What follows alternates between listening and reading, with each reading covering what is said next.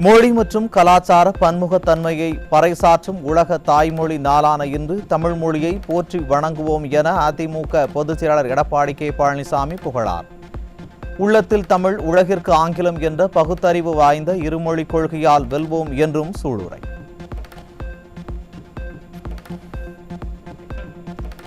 சென்னை அடையாறில் 6ஆம் வகுப்பு மாணவிக்கு பாலியல் தொல்லை அளித்த ஆட்டோ ஓட்டுநர் போக்சோ சட்டத்தில் பிடிபட்டார். நிர்வாக திறனற்ற திராவிட மாடல் ஆட்சியில் சிறுமிகள் முதல் மூதாட்டிகள் வரை பாதுகாப்பு இல்லாத அவலம்.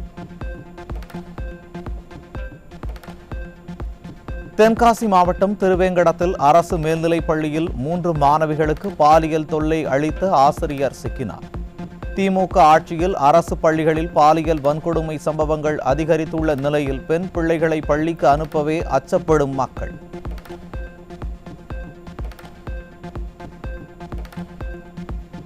ஈரோடு மாவட்டம் பெருந்துறை அருகே 15 வயது சிறுமியின் புகைப்படத்தை ஆபாசமாக மார்பிங் செய்து சமூக வலைதளத்தில் பதிவிட்ட திமுக கிளை தலைவரின் மகன் பிடிபட்டார். திமுக கட்சியினரின் வாரிசுகள் அரசியல் செல்வாக்கை அராஜகத்துக்கு பயன்படுத்தி வருவது மீண்டும் நிரூபணம். சென்னை விருகம்பாக்கத்தில் தனியார் பள்ளியில் 11ஆம் வகுப்பு மாணவன் சக மாணவி காதலிக்க மறுத்ததால் அவரின் புகைப்படத்தை சமூக வலைதளங்களில் பதிவிட்ட அவலம்.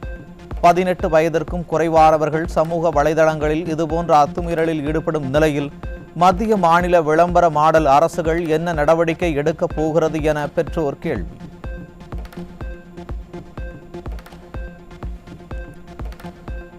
திருநெல்வேலி மாவட்டம் தச்சநல்லூர் பகுதியில் காரில் கடத்தி தனியார் பள்ளி ஆசிரியை பாலியல் தொல்லை.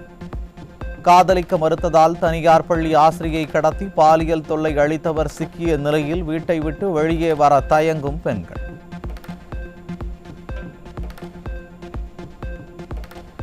திருவாரூர் மாவட்டம் திருவிக அரசு கலைக்கல்லூரி முதல்வர் மற்றும் ஊழியர்கள் பாலியல் தொல்லை கொடுப்பதாக பெண் தூய்மை பணியாளர் புகார்.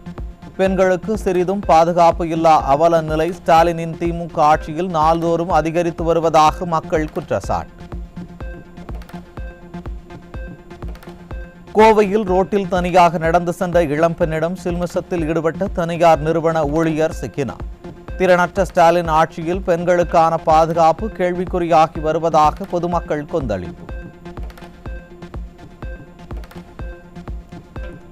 தமிழகத்தில் நிகழும் பாலியல் சம்பவங்கள் பெரும் தலைக்குனிவை ஏற்படுத்துவதாக திமுக கூட்டணியின் கட்சியான இந்திய கம்யூனிஸ்ட் கட்சியின் மாநில செயலாளர் முத்தரசன் ஆதங்கம். திராவிட மாடல் ஆட்சியின் லட்சணத்தை கூட்டணி கட்சியினரே தோலுரித்து காட்டுவதால் திமுகவினர் அதிர்ச்சி. திருவள்ளூர் மாவட்டம் செங்குன்றம் அருகே லாரியில் விற்பனைக்காக கடத்தி வரப்பட்ட 300 கிலோ கஞ்சா சிக்கியது.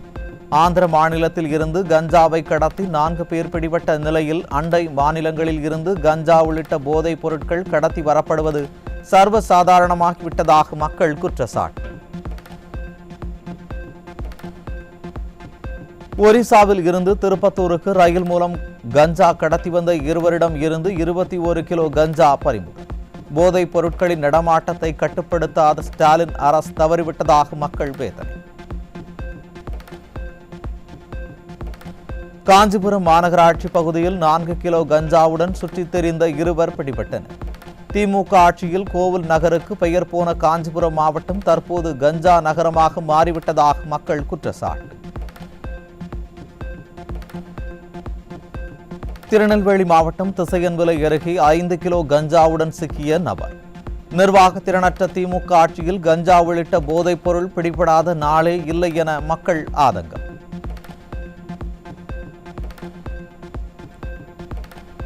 கோவைக்கு பயணிகள் ரயிலில் கடத்தி வரப்பட்ட 8 கிலோ கஞ்சா பறிமுதல். ரயில்களில் தினந்தோறும் கஞ்சா போன்ற போதைப் பொருட்கள் கடத்தி வரப்படும் நிலையில் ரயில்வே போலீசார் முறையாக சோதனை செய்யாததால் இது போன்ற அவலம் தொடருவதாக மக்கள் குற்றச்சாட்டு. நாமக்கல் மாவட்டம் குமாரபாளையம் அருகே பாதை பிரச்சினை காரணமாக வாகன ஓட்டுநர் அடித்து கொலை செய்யப்பட்ட விவகாரத்தில் ஒரே குடும்பத்தைச் சேர்ந்த 5 பேரிடம் விசாரணை. திராவிட மாடல் ஆட்சியில் சட்டம் ஒழுங்கு சீர்கேட்டால் நாள்தோறும் அரங்கேறும் கொலை சம்பவங்களால் மக்கள் அச்சம். திருப்பூர் மாவட்டம் பெருமாநல்லூர் அருகே சொத்து தகராறில் ஒருவர் கத்தரிக்கோலால் குத்தி கொலை. கொலை சம்பவங்கள் அதிகரித்து வரும் அளவிற்கு ஸ்டாலின் அரசு சட்டம் ஒழுங்கை பேணி காப்பதாக பொதுமக்கள் விமர்சனம். விழுப்புரம் மாவட்டம் மரக்காணம் அருகே முட்புதரில் பெயிண்டர் மர்ம நபர்களால் வெட்டி படுகொலை. திமுக ஆட்சியில் கொலை சம்பவம் சர்வசாதாரணமாக நடைபெறுவதால் கேள்விக்குறியாகும் சட்டம் ஒழுங்கு. சாம்சங் தொழிற்சாலையில் பணிபுரிந்து வரும் மேலும் 13 ஊழியர்களை சஸ்பெண்ட் செய்து தொழிற்சாலை நிர்வாகம் நடவடிக்கை. நிர்வாகத்தின் அராஜக நடவடிக்கைகளை கண்டித்து இன்று முதல் காஞ்சிபுரம் வெள்ளை கேட் பகுதி அருகே பந்தல் அமைத்து போராட்டம் நடத்தப்படும் என திமுக கூட்டணியில் உள்ள கம்யூனிஸ்ட் கட்சியின் தொழிற்சங்கம் அறிவிப்பு.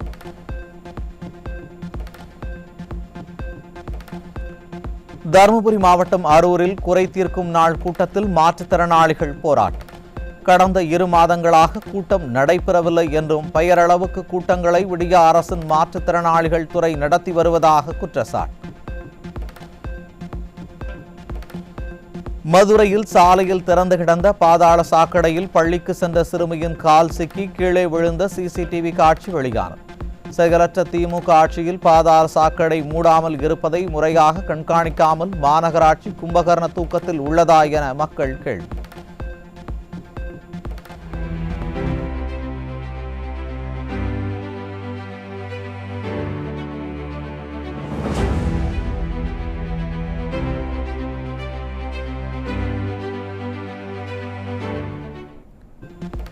தருமபுரி மாவட்ட சிறையில் உள்ள கைதிகளை பார்க்க 400 ரூபாய் லஞ்சம் வாங்கிய சிறை வார்டன்கள் 2 பணியிடை நீக்கம். நிர்வாக திறனற்ற திமுக ஆட்சியில் விஏஓ அலுவலகம் முதல் சிறைச்சாலை வரை லஞ்சம் பெருக்கெடுத்து ஓடும் நிலையில் லஞ்சம் வாங்குபவர்களின் மீது கடும் நடவடிக்கை எடுக்க வேண்டும் என்று மக்கள் வலியுறுத்தல். ராமநாதபுரம் மாவட்டம் இளையான்குடி அருகே மணல் கடத்தல் குறித்து புகார் அளித்தவர் காரில் கடத்தப்பட்டு தாக்குதல் நடத்தப்பட்டதால் பரபரப்பு. மணல் கடத்தல் குறித்த புகார் அளித்தவர்களின் விவரங்கள் கடத்தல்காரர்களுக்கு எப்படி கிடைத்தது என்று கேள்வி எழுப்பியுள்ள பொதுமக்கள் ஸ்டாலின் அரசு இதுகுறித்து உரிய நடவடிக்கை எடுக்க வேண்டும் என்று வலியுறுத்தல். போலீஸ்க்கு எல்லாருக்கும் நான் மனு கொடுத்துருக்கேன், வருவாய்த்துறைக்கு எல்லாருக்கும். அதனால் எந்த ஒரு தகவலாக இருந்தாலும் நீங்கள் உடனே போலீஸ் கொடுத்துட்ற, நீ வருவாய்த்துறை கொடுத்துட்ற, அதனால் உடனே நான் காலி பண்ணணும், நீ என்ன எங்கள் விஷயத்தில் தலையிடக்கூடாது அப்படின்னு சொல்லி எனக்கு மிரட்டல் விட்டு கொலை வெறி தாக்கலும் பெற்றுக்கிறேன். தமிழகத்தில் இவ்வாண்டு கோடைக்கால தினசரி மின் தேவை 22,000 மெகாவாட்டை கடக்கும் என நிபுணர்கள் கணிப்பு. கடந்த ஆண்டை ஒப்பிடுகையில் நடப்பாண்டு 7,500 மெகாவாட் அதிகமாக தேவைப்படும் நிலையில் முன்கூட்டியே இதற்கான நடவடிக்கைகளை மின்சார வாரியம் மேற்கொள்ள வேண்டும் என்று பொதுமக்கள் தொழில்துறையினர் வலியுறுத்தல்.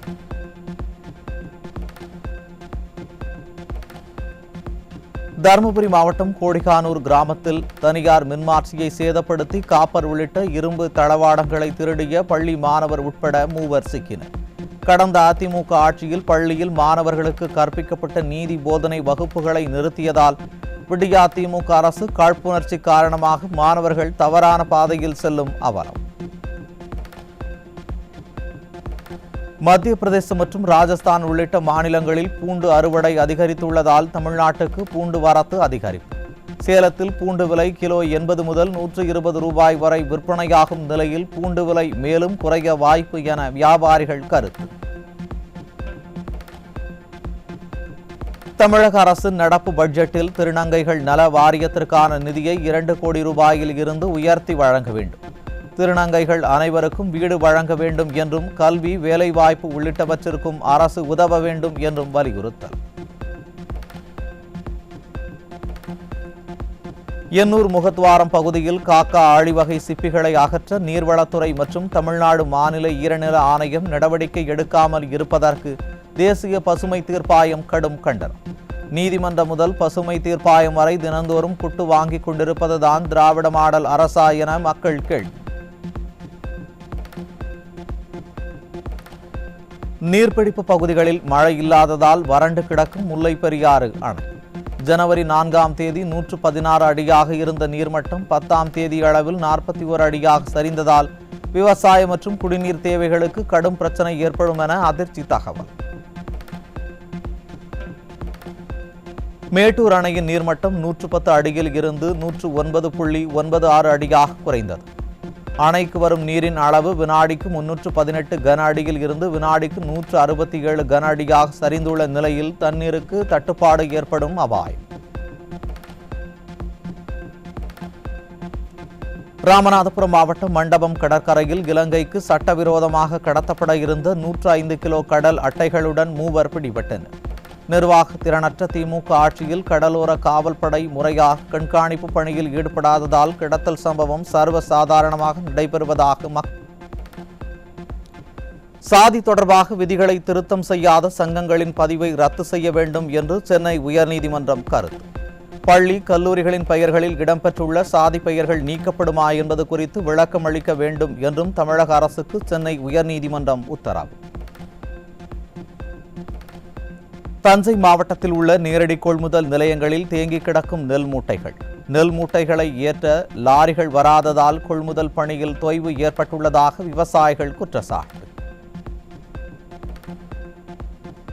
தமிழ்நாடு முழுவதும் பல்வேறு பகுதிகளில் நெல் கொள்முதல் நிலையங்கள் இல்லாமல் விவசாயிகள் அவதிப்படும் நிலையில் பெயரளவுக்கு சில மாவட்டங்களில் மட்டும் கொள்முதல் நிலையங்கள் திறக்கப்பட்டதாக விளம்பரம் செய்யும் திமுக அரசு. விளம்பரத்திற்காக ஆட்சி செய்யாமல் மக்களுக்காக ஆட்சி செய்ய வேண்டும் என்று திராவிட மாடல் அரசுக்கு விவசாயிகள் மற்றும் பொதுமக்கள் அறிவுறுத்தல். கன்னியாகுமரியில் மரச்செக்கு எண்ணெய் என்று கூறி கலப்பட தேங்காய் எண்ணெய் விற்பனை செய்யப்படுவதாக விவசாயிகள் குற்றச்சாட்டு. விவசாயிகளை நேரடியாக குற்றம் சாட்டும் அளவிற்கு கலப்படம் நடைபெற்று வரும் நிலையில் மாவட்ட நிர்வாகம் என்ன செய்து கொண்டிருக்கிறது என மக்கள் கேள்வி.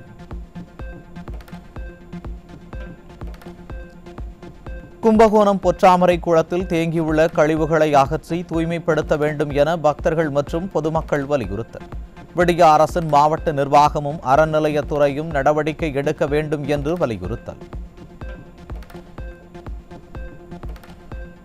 சென்னை எண்ணூர் துறைமுகத்தில் சரக்கு பெட்டகங்களை கப்பலில் ஏற்ற போதிய கிரேன் ஆபரேட்டர்கள் இல்லாததால் மணலி விரைவு சாலையில் அணிவகுத்து நிற்கும் கண்டெய்னர் லாரிகள். சாலைகளில் லாரிகள் மட்டும் அணிவகுத்து நிற்பதால் உரிய நேரத்தில் பள்ளி, கல்லூரி மற்றும் அலுவலகங்களுக்கு செல்ல முடியவில்லை என மக்கள் வேதனை. செங்கல்பட்டு மாவட்டம் திருப்போரூர் அருகே தண்டலத்தில் அதிவேகமாக வந்த கார் பைக் மீது மோதிய விபத்தில் விவசாயி பலி.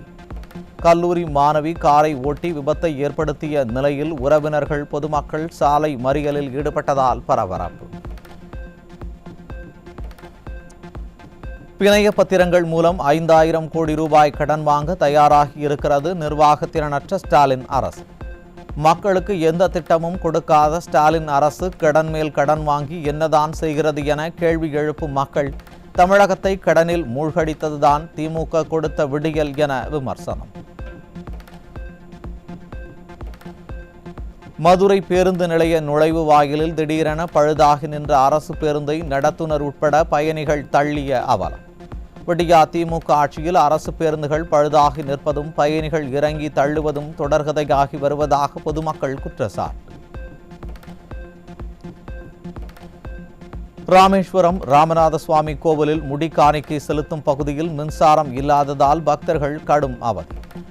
கோவில்களை கட்டுப்பாட்டில் வைத்துள்ள இந்து சமய அறநிலையத்துறை கோவிலில் மின்சாரம் இல்லாததை கூட கண்டுகொள்ளாதா என பக்தர்கள் கேள்வி.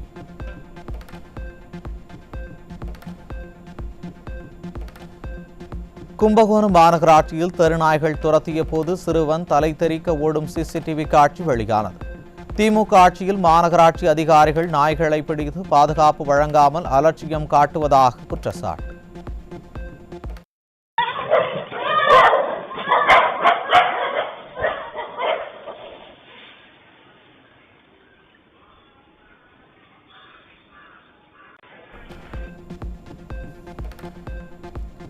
கோவை மாவட்டம் உடுமலை பிஏபி கால்வாயில் ஷட்டர் பழுதடைந்து தண்ணீர் வெளியேறி விளைநிலங்களுக்குள் புகுந்ததால் விவசாயிகள் சாகுபடி செய்ய முடியாமல் அவதி.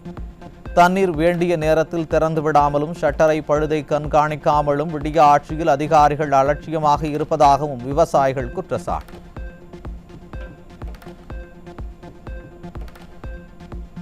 தூத்துக்குடி அருகே அரசு பேருந்துகள் கடந்த சில மாதங்களாக ஸ்ரீவைகுண்டம் ஊருக்குள் செல்லாமல் பயணிகளை புதுக்குடியில் இறக்கிவிட்டு செல்வதாக குற்றச்சாட்டு. ஆட்சியரின் உத்தரவை கண்டுகொள்ளாமல் பேருந்து ஓட்டுநர்கள் மீண்டும் ஊருக்குள் செல்லாமல் நேர்வழியில் சென்றதால் மக்கள் வாக்குவாதம். கோவை சூலூரில் இருந்து காங்கேயம் சென்ற அரசு பேருந்து 40 ரூபாய் கட்டணத்திற்கு பதிலாக 110 ரூபாய் டிக்கெட் கட்டணம் வசூலித்ததால் அதிர்ச்சியடைந்த பயணிகள் ஓட்டுநருடன் வாக்குவாதம். விடிய அதிமுக ஆட்சியில் குளிர்சாதன பேருந்துக்கு வசூலிக்கக்கூடிய கட்டணத்தை சாதாரண பேருந்தில் வசூலிப்பதாக பயணிகள் குற்றச்சாட்டு. ஏசி பஸ் ரிப்பேர், அதனால நார்மல் பஸ் கொடுத்துட்டாங்க. சரியா? அதனால நீங்க ஏசி பஸ்ஸோட காசை வாங்கிட்டு இருக்கீங்க. ஏசி பஸ் 140 ரூபாய் சொல்றாங்க. கேக்குறீங்க 140 ரூபாய் இருக்கு. ஏசி பஸ் 140 ரூபாய். டிக்கெட்ல ஏன் ஏர் கண்டிஷனர் போட்டுட்டீங்க? அந்த வண்டி வந்துச்சுன்னா அந்த ஒரு அப்ப பஸ் வரும்போது டிக்கெட் மாத்தி தான எடுத்துட்டு வரணும். நீங்க இந்த மிஷினை ஏன் தூக்கிட்டு வந்தீங்க? தெரியாம கொண்டு வந்து கொடுத்தாங்க. அப்ப நல்லா விட்டாடா? தெரியாம சொல்றேன். எப்படினா நீங்க இந்த பதில் சொல்லி தெரியாம எப்படினா கொண்டு வருவீங்க இந்த மிஷினை? உங்க ஆபீஸ்ல தான் கொடுத்துட்டாங்க, அதனால நீங்க எடுத்து வந்தீங்களா? சரி.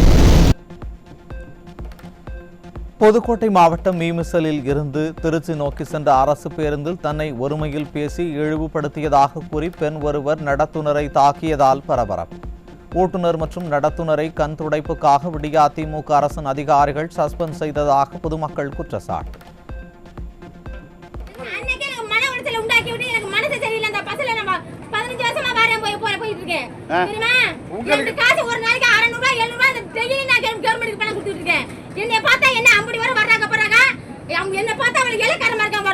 என்ன ஏக்கமா இருக்கு? போங்கிறது வாங்குறது யார் உங்களை போனது?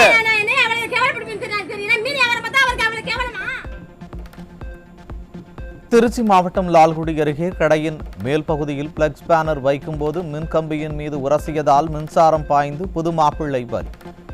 மின்கம்பி தாழ்வாக செல்வதை சரி செய்ய பலமுறை தகவல் கொடுத்தும் மின் வாரியம் கண்டுகொள்ளவில்லை என குற்றச்சாட்டு. கிருஷ்ணகிரியில் போக்குவரத்து உதவி காவல் ஆய்வாளரை மதுபோதையில் இருந்த இளைஞர் இருசக்கர வாகனத்தில் கடத்தி சென்ற சம்பவத்தால் பரபரப்பு. திராவிட மாடல் ஆட்சியில் ஏவல் துறையின் கையாலாகாத தனத்தையே காட்டுகிறது என பொதுமக்கள் விமர்சனம். தமிழ்நாட்டில் உள்ள அனைத்து ஆரம்ப சுகாதார நிலையங்களிலும் 24 மணி நேரமும் கர்ப்பிணிகளுக்கு சிகிச்சை அளிக்க மூத்த மருத்துவர்களை பணியமர்த்த தமிழக அரசுக்கு மனித உரிமை ஆணையம் உத்தரவு. அரசு மருத்துவமனையில் எப்போதும் மருத்துவர்கள் இருப்பார்கள் என மாரத்தான் அமைச்சர் ஊரூராய் பொய் பிரச்சாரம் செய்து வருவது மனித உரிமை ஆணையத்தின் உத்தரவில் அம்பலம்.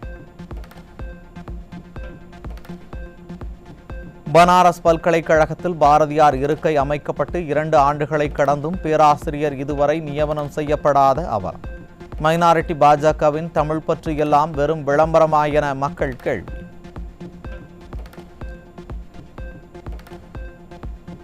திருவண்ணாமலை மாவட்டம் செய்யாறு அருகே ஸ்ரீ செல்லியம்மன் கோவிலில் தெப்ப உற்சவ திருவிழா. திரளான பக்தர்கள் கலந்து கொண்டு சாமி தரிசனம்.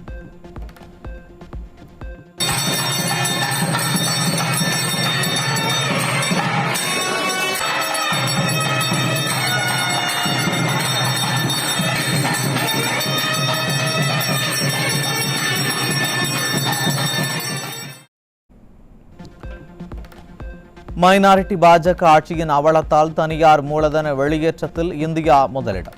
கடந்த 2023ஆம் ஆண்டு மட்டும் இந்தியாவில் இருந்து 2790 கோடி டாலர் மதிப்புள்ள தனியார் முதலீடு வெளியேறியுள்ளதாக உலகளாவிய தனியார் மூலதன சங்கம் தகவல். இந்தியாவின் விமான போக்குவரத்து விரிவடைய உள்ளதால் 20,000 புதிய விமானிகள் தேவைப்படும்.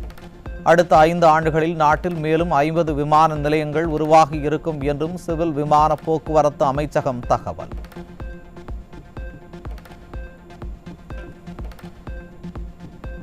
மும்பை பங்குச்சந்தை குறியீட்டு எண் சென்செக்ஸ் 437 புள்ளிகள் சரிந்து 75,463 புள்ளிகளுடன் வர்த்தகமாகிறது. தேசிய பங்குச்சந்தை குறியீட்டு எண் நிப்டி 130 புள்ளிகள் சரிந்து 22,828 புள்ளிகளுடன் வர்த்தகமாகி வருகிறது.